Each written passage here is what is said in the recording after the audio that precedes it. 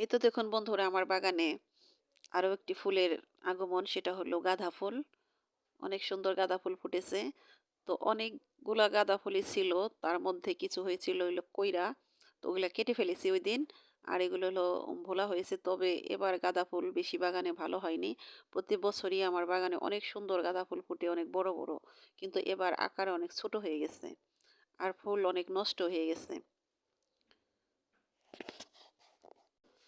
বিসমিল্লাহ রহমান রহিম। আসসালামু আলাইকুম। কেমন আছেন আমার প্রিয় বন্ধুরা?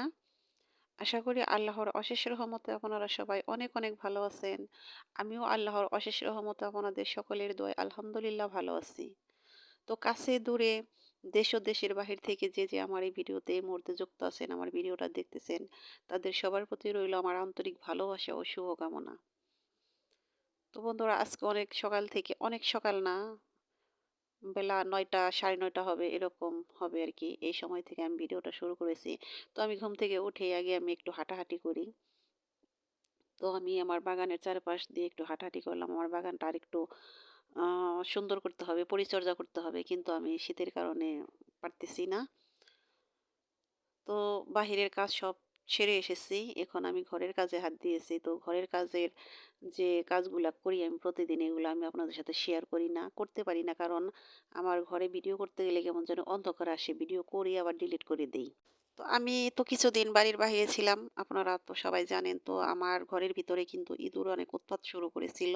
তো এখনো ইঁদুরের উৎপাত যায়নি। কারণ আমার এই ওয়ারড্রোবের পিছনের বোর্ড কেটে ভিতরে গিয়ে আমার ৪ টা ড্রয়ারের ভিতরে যে কাপড়-চোপড় ছিল, কিছু জরুরি কাগজপত্র ছিল, সেগুলো কেটেছে। কিছু কাপড়-চোপড়ও নষ্ট করে ফেলেছে।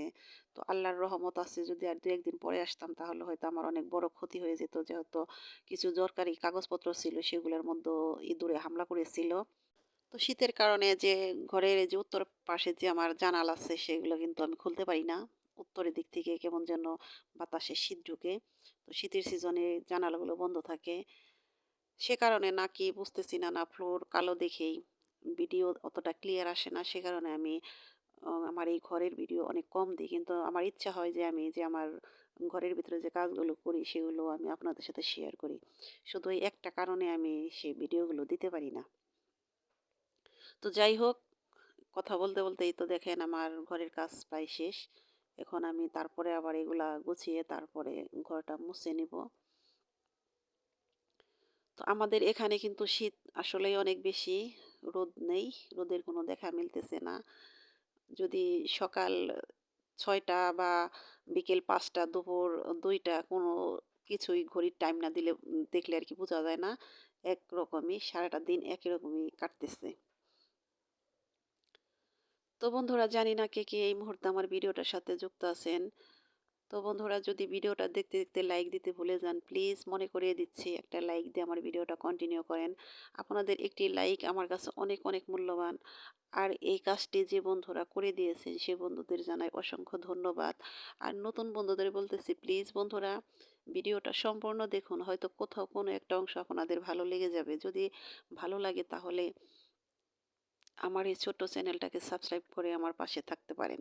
আমি তো উঠে কাজগুলো সারতেছি। তো আমার ছেলেটা শুয়ে আছে। তো ক্ষুধা লেগেছে, এখন ক্ষুধার ভাব হয়েছে। ঘরে কিন্তু দুবার খাবো, সে ভাত রান্না করি, সে ভাত কিন্তু ৩ বার ৪ বার খাওয়া যাবে এরকম অবস্থা হয়ে যায়। তো সকালবেলা ঠান্ডা ভাত তো খেতে পারি না, খেতে ভালো লাগে না। ভাত রয়েছে, তারপরও ওই তো সে ভাত রেখে চাপড়ি বানিয়ে খেলাম গরম গরম, ভালোই লাগলো। তো খাওয়ার পর তারপরে এই তো দুপুরে রান্না করব। তো আজকে রান্না করব হলো এই যে পুঁই শাকের যে গোটাগুলো, এগুলা কিন্তু খেতে খুব মজা। জানি না কোন কোন আপুরা এগুলা খেয়েছেন। তো প্রতি বছরই আমরা এগুলা খাই। তো আমার জাংলাতে যে পুঁইশাক ছিল সেটা কিন্তু আমার ওই সিম গাছ নষ্ট হয়ে যাওয়ার কারণে তখন ওই গাছটা আপনাদের ভাইয়া কেটে ফেলেছিল। তো আমার পুঁইশাকের এই গোটাগুলো খেতে খুব মজা লাগে। তো এটা হলো এই যে আমার চাচী শাশুড়ির বাড়ি। আমাদের কিন্তু এক বাড়ি। তো ওদের গাছে অনেক আছে।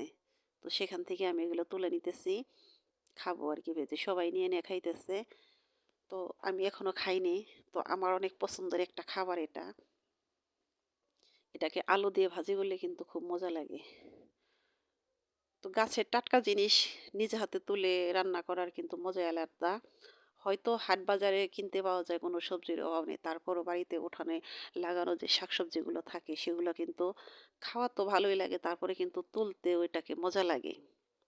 যেমন গাছে থেকে যদি ছিমটা ছিঁড়ি ভালো লাগে, লাউ কাটি ভালো লাগে। যে কোনো সবজি লাগাতে এবং নিজ হাতে সেটাকে তুলে খাওয়া মজা আলাদা।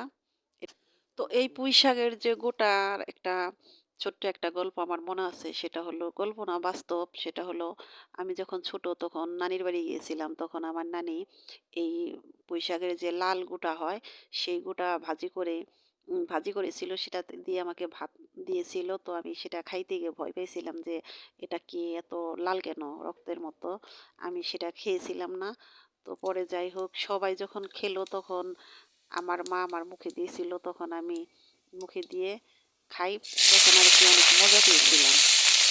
মানে তখন থেকেই আমি এটার স্বাদটা আর কি বুঝি, তখন থেকে আমি এটাকে পছন্দ করি।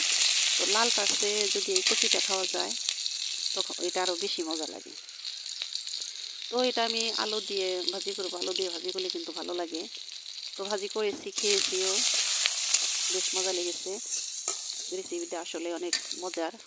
তো এই ভাজির মধ্যে শুধু কাঁচামরিচ, পেঁয়াজ আর হলো জিরা, কয়েকটা জিরা দিয়েছি, কাঁচামরিচ, পেঁয়াজ আর হলো একটু হলুদ। হলুদ অপশনাল, এটা আপনারা চাইলে দিতেও পারেন নাও পারেন।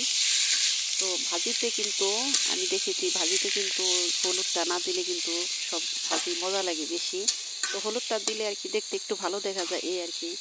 তো হলুদ ছাড়া ভাজি আমি বেশি পছন্দ করি, তারপরও দেই কারণ দেখতে ভালো লাগে। তো এই তো আমার ভাজিটা হয়ে গেছে, ভাজিটা খেয়েছেও, ভাজিটা বেশ মজা লেগেছে। তো এই তো ভাজি আর হলো একটু তরকারি ছিল কালকে, সে তরকারিটুকু গরম করব। মাছ তরকারি তো ছেলে খেতেই চায় না, আমারও ভালো লাগে না। তো সাথে একটু ডাল রান্না করব। তো বন্ধুরা, জানি না এ পর্যন্ত কে কে আমার এই ভিডিওটার সাথে আছেন। তো বন্ধুরা, ভিডিওটা দেখতে দেখতে যদি এই মুহূর্তে এসে লাইকটা দিতে ভুলে যান, আবার মনে করিয়ে দিচ্ছি, প্লিজ লাইকটা দিয়ে দেন। লাইকটা দিয়ে আমার ভিডিওটা কন্টিনিউ করেন। আর বন্ধুরা, আমার কথা ও কাজে হয়তো অনেক ভুল আছে, সে ভুলগুলো প্লিজ ক্ষমা সুন্দর দৃষ্টিতে দেখবেন। আর নতুন বন্ধুদের বলতেছি, প্লিজ বন্ধুরা আমার এই ছোট্ট চ্যানেলটাকে সাবস্ক্রাইব করে আমার পাশে থাকবেন। ছোট্ট একটা কমেন্ট করে যাবেন, সেই কমেন্টের সূত্র ধরে যেন আমি আপনাদের পরিবারে চলে যেতে পারি, আপনাদের সাপোর্ট করতে পারি। আর বন্ধুরা, আমার ভিডিওটার কোন অংশটা আপনাদের একটু বেশি ভালো লেগেছে আমাকে কমেন্ট করে জানাতে পারেন। তো আমি প্রতিদিন যে কাজগুলো করি টুকটাক সেগুলো আমি আপনাদের সামনে তুলে ধরি, কারণ এর বাহিরে আমি আর কিছুই করি না। কারণ আর ভিডিওর উদ্দেশ্যে কিন্তু সেরকমভাবে কিছুই করি না। তো প্রতিদিন প্রতিনিয়ত যেটা করি সেটাই করি। তো জানি না আমার ভিডিওটা আপনাদের কাছে কেমন লাগে। তো যদি ভালো লাগে তাহলে অবশ্যই আমার প্রিয় বন্ধু হয়ে আমার পাশে থাকবেন। আমাকে ফুল সাপোর্ট দিবেন। কারণ শুধু লাইক না, ফুল ওয়াচ করার চেষ্টা করবেন ভিডিওটা। আমি কিন্তু আমার প্রিয় বন্ধুদের ভিডিও সবসময় ফুল ওয়াচ করতেছি প্রতিনিয়ত। তো প্রত্যেকটা ভিডিওতে কিন্তু আমি ২ টা করে কমেন্ট করি। ভিডিওর শুরুতে একটা করি, লাস্টে একটা কমেন্ট করে বেরিয়ে আসি। আবার কোনো সময় দেখা যায় যে একটা কমেন্টও করি, তারপরে কিন্তু সেটা আমি ফুল ওয়াচ করি। তো আমি যে আত্মবিশ্বাস নিয়ে আমি আপনাদের ভিডিও দেখি, আশা করি আপনারাও সেভাবে আমার ভিডিওটা দেখার চেষ্টা করবেন। তো আমার প্রিয় ভাই ও আপুরা, আমারও আমার পরিবারের জন্য আপনারা সবাই দোয়া করবেন। এই দোয়াটা আমি আপনাদের কাছ থেকে প্রতিনিয়ত চেয়ে নিতেছি। তো দেয়ার চেয়ে নাকি দোয়াটাই বড়। তো আমিও আপনাদের সপরিবারের জন্য দোয়া করি মন থেকে। তো আপনারা সবাই ভালো থাকেন, সুখে থাকেন, সুস্থ থাকেন, শান্তিময় জীবনযাপন করুন, মানসিক শান্তি নিয়ে বেঁচে থাকুন। এই দোয়া সবসময় মন থেকে করি।